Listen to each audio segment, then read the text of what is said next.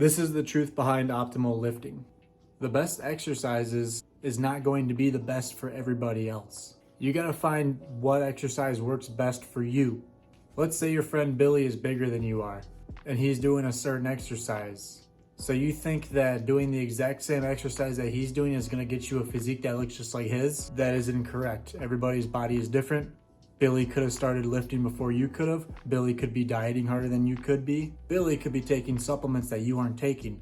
Billy's testosterone levels could be a lot higher than yours. The lift that Billy is doing could be better contracting his muscle insertions better than it contracts your muscle insertions. What do I mean by this? Here's a picture of Arnold Schwarzenegger, and then here's a picture of Athlete X.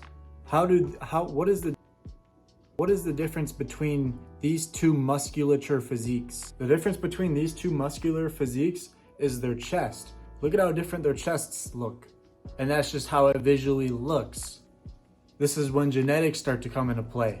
Genetics really isn't about the size of the muscle unless you're referring to calf muscles and forearm muscles and what kind of training you did in the past through your childhood and through your teenagehood. But just because somebody's big doesn't mean they have good genetics. It just means that they've been working out for a really long time, they've been really consistent, and they've been eating really healthy. And God forbid they're a fake natty. It's easier for shorter people to gain muscle than taller people because of the size difference. The length of my arm right here, if the length of this arm was smaller, my biceps would be bigger.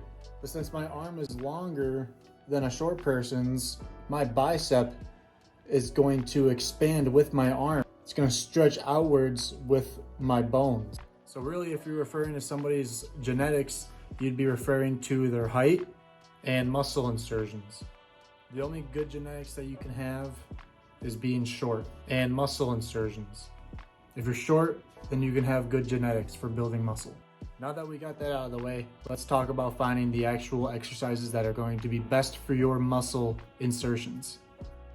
I want you to find 2 exercises that are similar, but they have different movements. They target the same muscle, but they're just a different movement.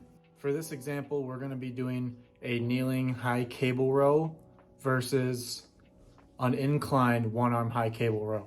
What I want you to do is I want you to film your muscles while you're doing these exercises, and I want you to evaluate and determine which muscles are being worked harder in the video.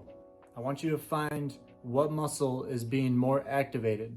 All right, so this is the kneeling high cable row, and then this is the incline one-arm high cable row. Based on this photo, it looks like that the incline one-arm high cable row has more muscle definition than the kneeling one-arm high cable row. But at the incline, it gives off a different angle. So we're gonna try out a different one because we're not too sure about this one.